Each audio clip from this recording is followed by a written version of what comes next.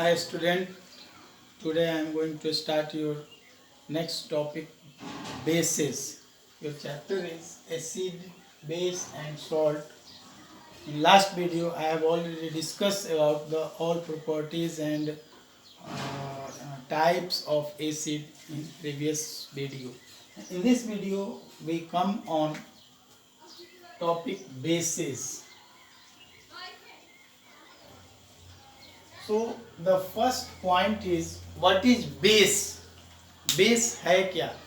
Acid के बारे में आपने पढ़ा था कि कोई भी सबस्टांस जिसके पास अपना रिप्लेसेबल हाइड्रोजन हो और वो अपना हाइड्रोजन कहाँ रिप्लेस करे? वाटर में. It means for acid water is necessary to show their activities और प्रॉपर्टीज. कभी कभी क्वेश्चन आ जाते हैं, dry HCl do not change the colour of litmus paper. Why? Because there is no water. But वही moist litmus paper अगर दे दिया जाए ड्राई HCl के पास तो वो हो जाएगा, because moist litmus paper contains water. So water is the important part of acid and base to show their chemical and physical properties. Are you getting? Now we come on the second topic of this chapter, bases. What is bases? So similarly, जिस तरह आपने acid में पढ़ा था कि hydrogen जिसके पास replaceable हो उसको हम एसिड कहते हैं, सेम बेस में भी वैसे ही है कि base is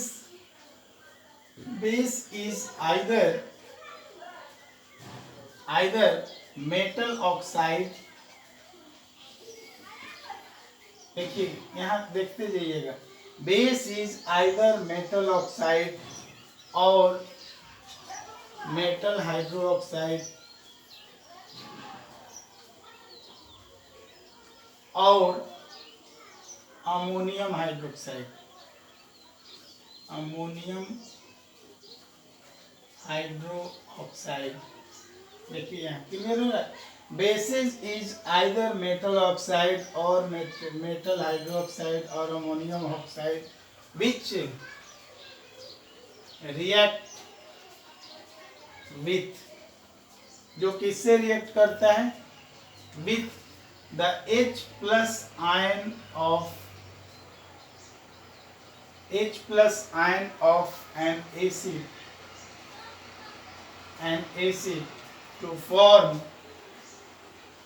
form salt and water. To form salt and water called base. Simple भाषा में आप इसको और भी दूसरे मेथड से लिख सकते हैं कि those substance which provide OH ion in water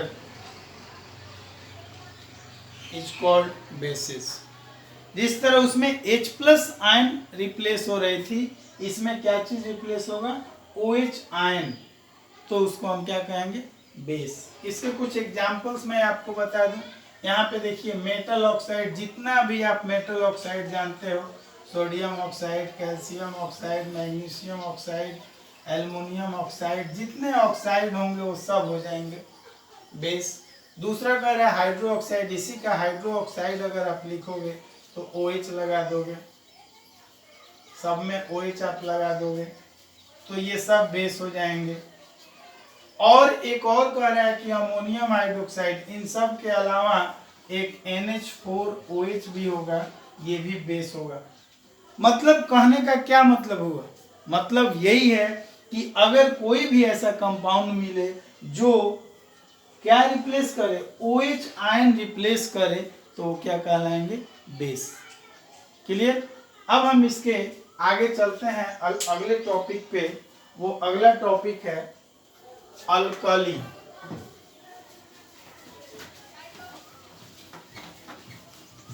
ये देखिए अगला टॉपिक है आपका अल्कली. तो अल्कली किसको कहेंगे? अल्कलीज. सिंपल सी है, जो बेस पानी में घुल जाए, water soluble bases are called alkali.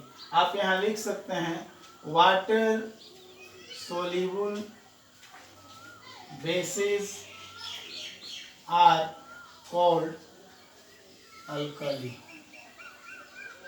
देखिए सिंपल सा है, जो बेस पानी में घुल जाए उसको क्या कहेंगे, अल्कली। स्पेशली ये अलग चीज है, मतलब a base which is dissolve in water, a base which is dissolve in water when it comes, then it is called alkali। तो इनको क्या कहेंगे, अल्कालीज कहेंगे। क्लियर। अब देखिए अल्कालीज में जो एग्जाम्पल्स होते हैं वो ज़्यादा नहीं होते हैं। देखिए सोडियम ऑक्साइड है, पोटेशियम ऑक्साइड है, ये दोनों स्ट्रॉन्ग अल्कली कहलाते हैं, स्ट्रॉन्ग अल्कली होते हैं ये। और आपको यहीं पे मैं बता दूं, कैल्शियम हाइड्रोक्साइड है, अमोनियम हाइड्रोक्साइड है, ये सब भी अल्कली हैं, लेकिन वीक अल्कली इनको कहते हैं, वीक अल्कली। ये स्ट्रॉन्ग अल्कली नहीं होते हैं, ये क्या होते हैं, वीक अल्कली होते हैं। क्लियर।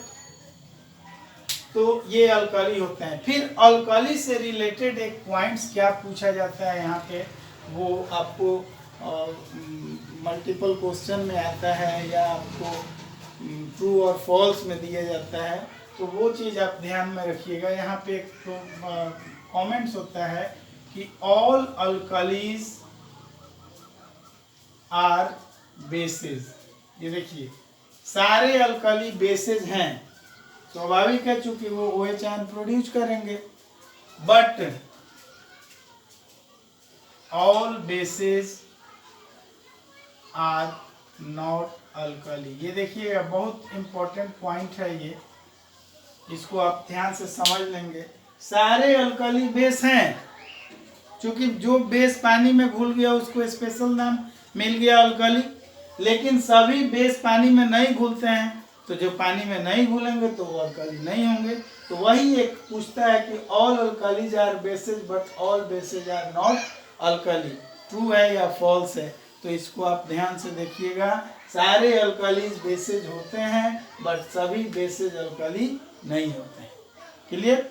अल्कली का एग्जाम्पल आप देखिए, सोडियम ऑक्साइड, पोटेशियम ऑक्साइड, ये अल्कली हैं, ये सब स्ट्रॉन्ग अल्कली हैं। और ये कैल्शियम हाइड्रोक्साइड, अमोनियम हाइड्रोक्साइड, ये वीक अल्कली हैं, ये ज़्यादा सोल्यूबल नहीं, थोड़ा बहुत घुलते हैं लेकिन ज़्यादा नहीं घुलते हैं। क्लियर।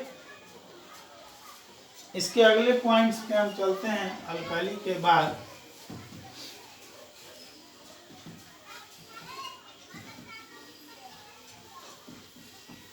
एक नोट आपको मैं बता दूं, एक नोट आप कहीं पे लिख सकते हो, नोट। ये मेटल कार्बोनेट जो होते हैं, मेटल कार्बोनेट या बाइकार्बोनेट, इनके बारे में क्या बताया जाता है कि दे also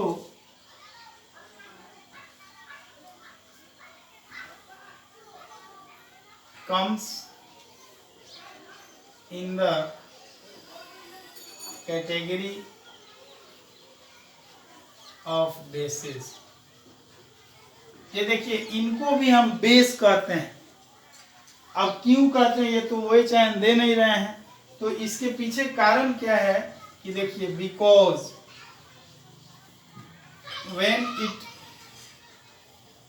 when it react with acid, then it neutralize the acid, so they are also called base।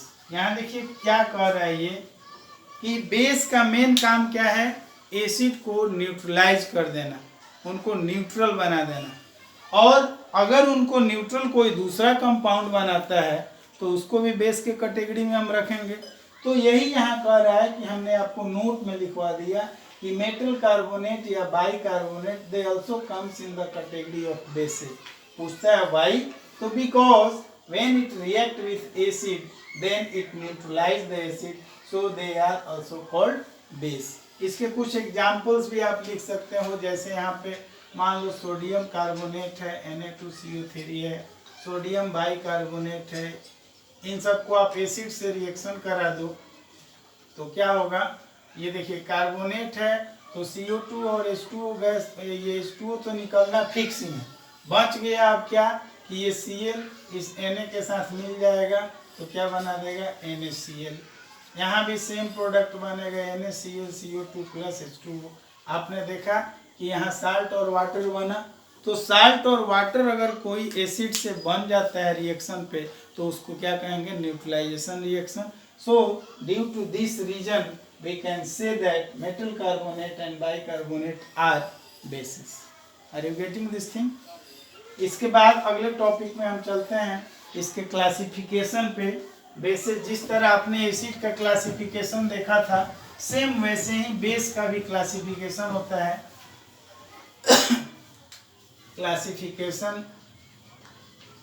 Classification of base, ये देखिए जिस तरह आपने एसिड में देखा था कि स्ट्रेंथ के आधार पे स्ट्रॉन्ग बेस होगा, तो फिर दूसरा क्या हो जाएगा, वीक बेस हो जाएगा, ये स्ट्रेंथ के आधार पे।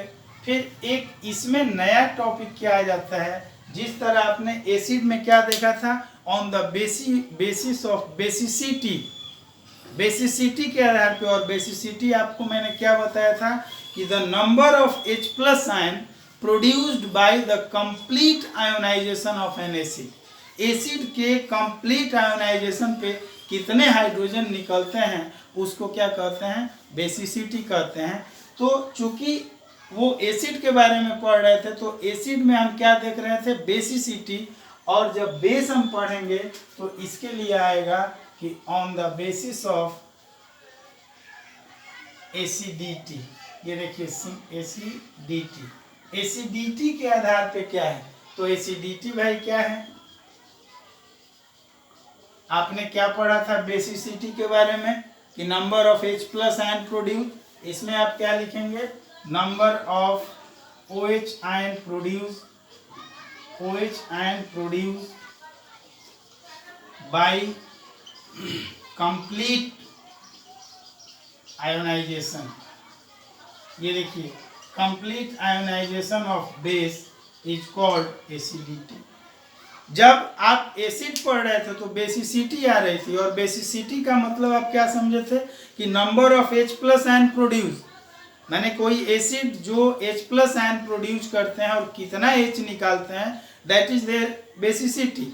अब बेस जब पढ़ रहे हैं तो सिमिलरली उसके अपोजिट एसिडिटी टर्म आएगा, और एसिडिटी का क्या मतलब हुआ कि the number of OH ion produced by the complete ionisation of base, that is called. अब इस आधार पे आप उसमें कितने तरह के बांटे थे, 3 तरह के। सिमिलरली स्ट्रॉन्ग बेस की जब बात हो तो क्या करेगा, जो मोर H+ OH आयन दे वो स्ट्रॉन्ग हो जाएगा, जो लेस देगा वो क्या हो जाएगा, वीक हो जाएगा। मोर में आपका इसका ज़्यादा एग्जाम्पल सब सोडियम से ही है, सोडियम और पोटेशियम ये स्ट्रॉन्ग माने जाते हैं, और वीक में जितना आप ले लो सब वीक हो जाते हैं, ठीक है। अब एसिडिटी के आधार पे भी इसको 3 भागों में हम बांटेंगे, on the basis of acidity. Acidity के आधार पे भी इसको हम 3 भागों में बांटते हैं। अब वो 3 भाग कौन कौन है, वैसे ही आप उसमें क्या लिखे थे, मोनो, तो मोनो एसिडिक बेस, फिर क्या हो जाएगा, डाई एसिडिक बेस, और फिर तीसरा क्या हो जाएगा, ट्राई एसिडिक बेस। जिस तरह आप देखिए, अगर आप वो याद होगा या आप एक्सरसाइज किए होंगे तो क्लियर हो जाएगा। ये भी मोनो मतलब जो एक OH प्रोड्यूस 1 OH आयन, ये कितना 2 OH आयन, ये कितना 3 OH आयन। अब आप फार्मूला पे देख लीजिए, जितना इसके एग्जाम्पल में आप लिख सकते हो, NaOH टूटेगा तो 1 OH, KOH 1 देगा, NH4OH 1 देगा, ये सब एक एक देने वाले हैं, तो ये क्या हो जाएंगे मोनो। डाई में आप देख लिए जितना डबल वैलेंसी वाला है, MgOH whole 2, CaOH whole 2, ZnOH whole 2, ये सब क्या हो जाएंगे डाई हो जाएंगे। ट्राई में क्या हो जाएगा FeOH whole 3, ferric hydroxide aluminium का हो जाएगा AlOH होल 3, मतलब 3 दे रहा है तो ट्राई हो गया। क्लियर। तो ये इसके क्लासिफिकेशन थे। अब हम अगले टॉपिक पे चलते हैं, इसके प्रॉपर्टीज पे।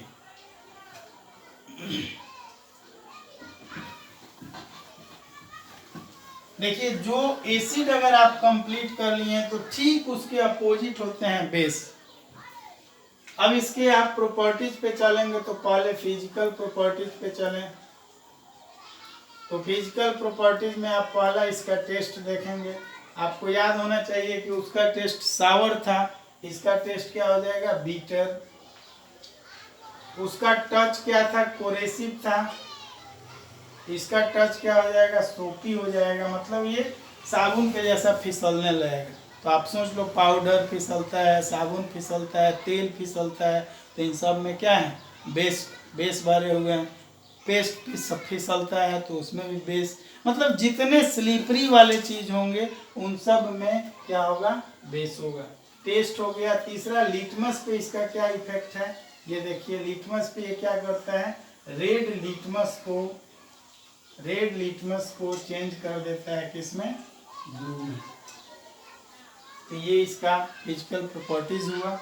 इसके बाद इसके केमिकल प्रॉपर्टीज पे हम आएंगे। तो केमिकल प्रॉपर्टीज पे देखिए, इसके ज़्यादा रिएक्शंस नहीं है, 1-2 रिएक्शंस हैं, वो भी इजी वे में आप कर सकते हैं। पहला रिएक्शन विथ एसिड। एसिड में आपने क्या देखा था कि एसिड जब बेस से रिएक्शन करता था तो क्या बनाता था साल्ट एंड वाटर। बस इसमें भी एसिड जब बेस से रिएक्शन करेगा तो क्या बनाएगा साल्ट। जैसे एक छोटा सा एग्जांपल दे रहे हैं, सपोज कीजिए ये HCl है, ये NaOH बेस मान लिए हैं। ये देखिए, आप क्या जानते हैं कि एसिड है तो H+ ये डोनेट करेगा, ये बेस है तो OH आयन डोनेट करेगा। अब ये दोनों आप मिलाएंगे तो ये क्या फॉर्म करेगा H2O। देखिए H2 और O, H2O हो गया। बच क्या गया इसमें भाई, इसमें Na बचा, इसमें Cl, ये पॉजिटिव ये नेगेटिव दोनों को मिला दीजिए, NaClH2O बन गया। सिमिलरली आप कोई और एग्जांपल लीजिए, H2SO4 ले लीजिए, आप कोई NaOH से ही करा दीजिए। ये देखिए इसमें भी सेम वही प्रोसेस, ये Na इसके साथ आके मिल जाएगा ये। तो हर हालत में H2O तो बनेगा ही, क्योंकि आपने यहाँ लिखा है। और साल्ट के लिए ये Na अब SO4 के साथ मिलेगा, तो NaSO4 आप लिखे, SO4 की वैलेंसी 2 होती है, इसकी एक तो क्रॉस करते हैं तो Na2SO4 आप लिख सकते हैं साल्ट। तो ये इसका रिएक्शन है। और दूसरा ये रिएक्शन और है कि बेस जो होते हैं वो सारे मेटल से रिएक्शन नहीं करते हैं, कुछ खास मेटल्स हैं जिनसे वो रिएक्शन करते हैं और कॉम्प्लेक्स कंपाउंड बनाते हैं। तो वो एक आपके सिलेबस में है, जिंक के साथ और एल्युमिनियम के साथ रिएक्शन, तो वो देख लीजिए। रिएक्शन विथ, हम डायरेक्ट लिख दे रहे हैं, reaction with zinc and aluminium, यही दोनों के साथ बेस रिएक्शन आपको पढ़ना है। और इसी दोनों से इनके ऑक्साइड से भी एसिड रिएक्शन करता है और बेस, और इनके मेटेलिक फॉर्म में भी करता है, क्योंकि ये दोनों एन्फोट्रिक ऑक्साइड बनाते हैं। मेटल नॉन मेटल में आप पढ़ोगे। तो यहाँ देखिए आप ले लीजिए NaOH और प्लस जिंक ले लीजिए।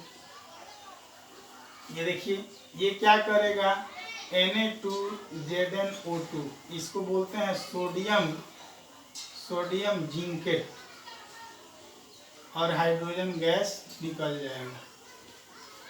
क्लियर। इसी तरह आप एल्युमिनियम में भी बना सकते हैं, सोडियम के साथ NaOH के साथ। ये देखिए Na2 LO2 प्लस H2, इसका नाम हो जाएगा सोडियम, इसको बोलेंगे एल्यूमिनेट। ये देखिए, ये मेटल से जब रिएक्शन किया तो हाइड्रोजन गैस निकला, ध्यान दीजिएगा। लेकिन यही जब मेटल ऑक्साइड हो जाएगा, मतलब इस Zn के पास अगर हम ZnO लिख दें और इस एल्युमिनियम के पास Al2O3 लिख दें तो सेम चीज बनेगा, लेकिन यहाँ पे H2 के जगह क्या बन जाएगा, H2O बन जाएगा। दूसरा कुछ चेंजेस नहीं होते हैं। तो इस चीज को आप देख लीजिएगा। तो ये इसका केमिकल प्रॉपर्टीज रहा। अब आगे जब हम बढ़ेंगे तो अगला टॉपिक मेरा है,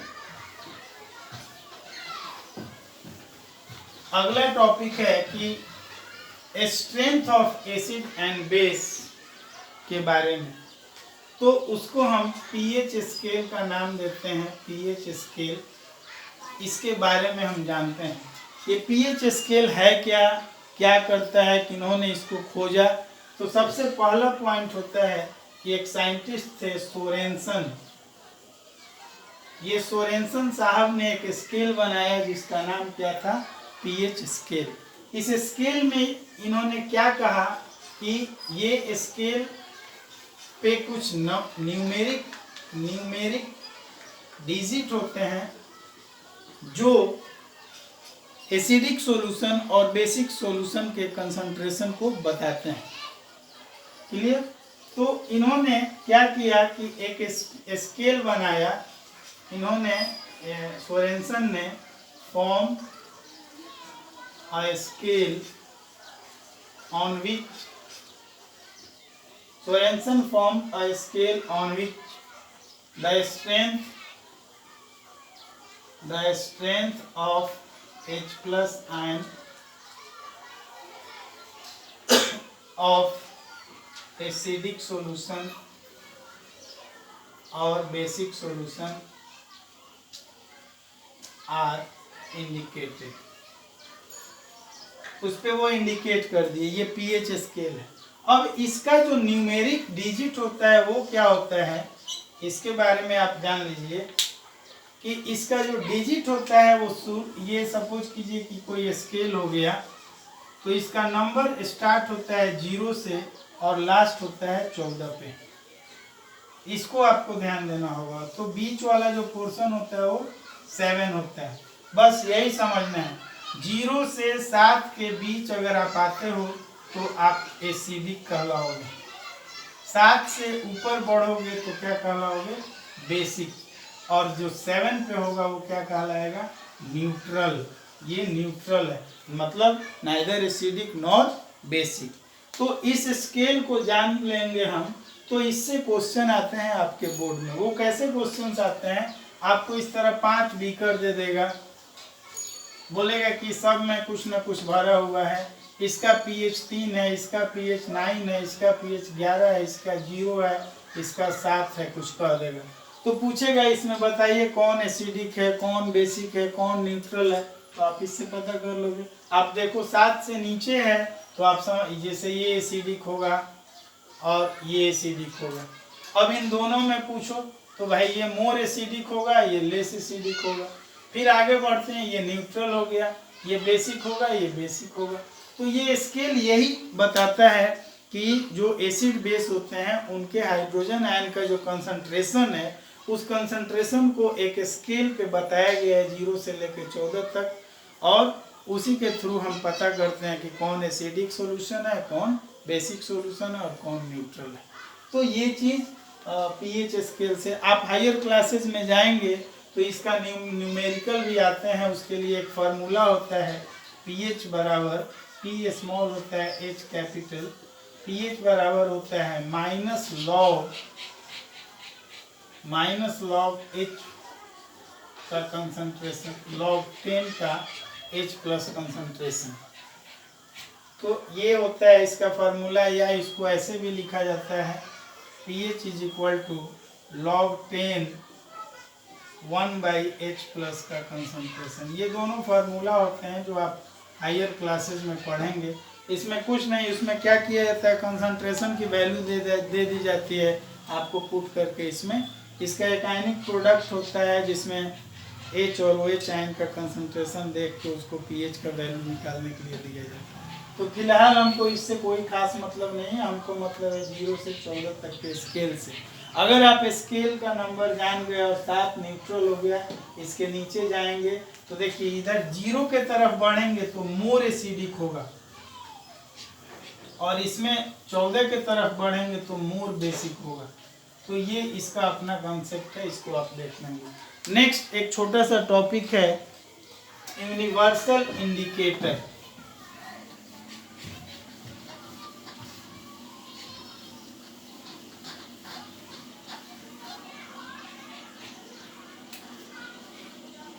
यूनिवर्सल इंडिकेटर, ये देखिए क्या है ना, ये कि जैसे मान लीजिए आपको 2-3 सॉल्यूशन दे दिए, और सॉल्यूशन दे के हम जब उसका कंसंट्रेशन आपको बताएंगे तब आप पीएच स्केल से बताएंगे कि हाँ ये एसिडिक है, ये बेसिक है, ये है।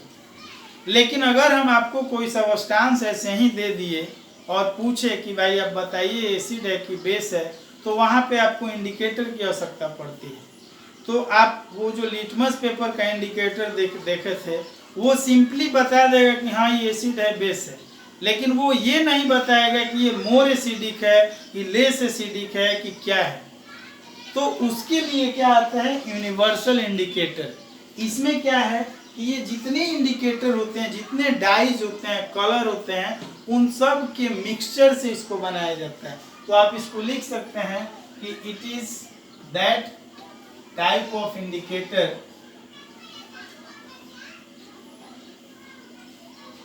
which is formed by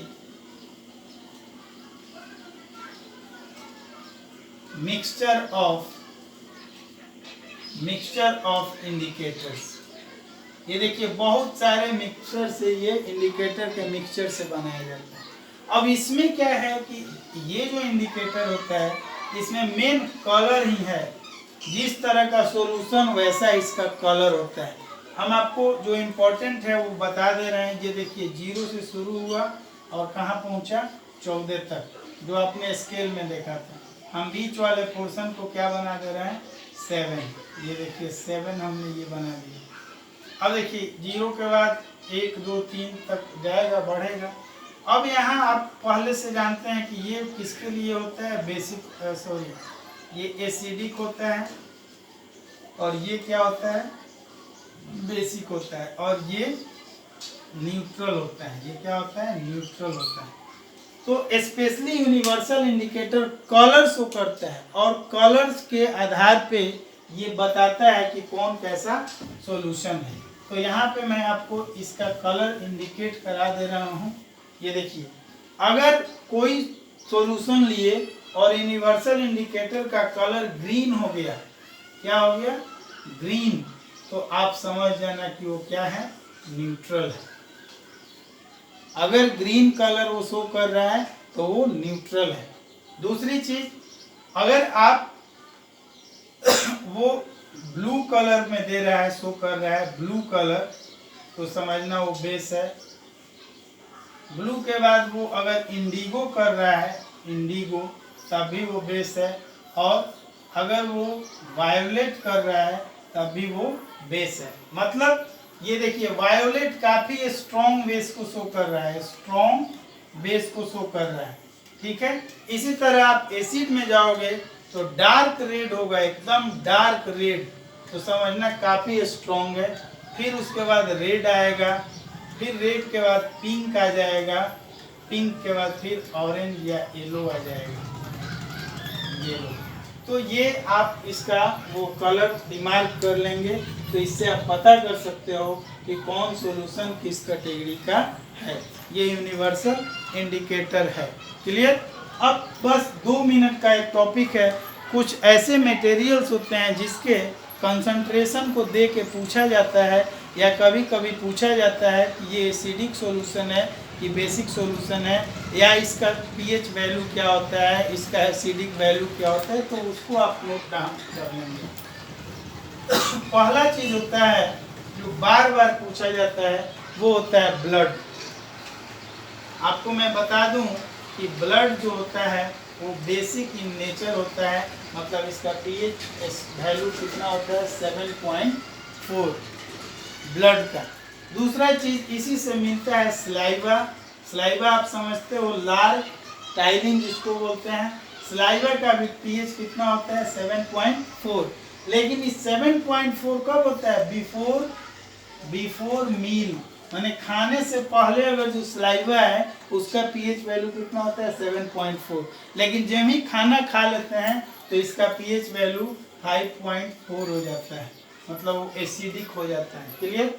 उसके बाद आपको मैं बता दूं, मिल्क जो आप दूध पीते हो वो एसिडिक नेचर का होता है, 6.5 उसका पीएच वैल्यू होता है मिल्क का, ये आप याद रखना। उसके बाद एक और चीज़ आपको बता दें, हमारे पेटों में जो गैस्ट्रिक जूस होता है स्टोमक में, जो पिछले क्लास में मैंने आपको बताया था, उस गैस्ट्रिक जूस जो होता है उसका पीएच वैल्यू होता है 1.4, मतलब वो स्ट्रॉन्ग होता है। क्लियर। तो ये सब चीज़ थे आपके क्या चीज़। अच्छा, एक और चीज़ है, जो हम लोग कोल्ड ड्रिंक्स पीते हैं उसमें जो सॉफ्ट ड्रिंक्स पीते हैं, सॉफ्ट ड्रिंक्स, इसमें आपको पता ही है H2CO3 डाला जाता है, इसका पीएच वैल्यू कितना होता है 6 होता है। क्लियर। तो ये रहा हमारा सारा बेस से रिलेटेड टॉपिक, इसको आप देख लेंगे। उसके बाद अगले वीडियो में हम आपको साल्ट के बारे में बताएंगे, और फिर वही बात आपसे हर बार वही लास्ट में क्या शेयर करना है, लाइक करना है, सब्सक्राइब करना है, और क्या करना है, और पढ़ना है। Okay, bye.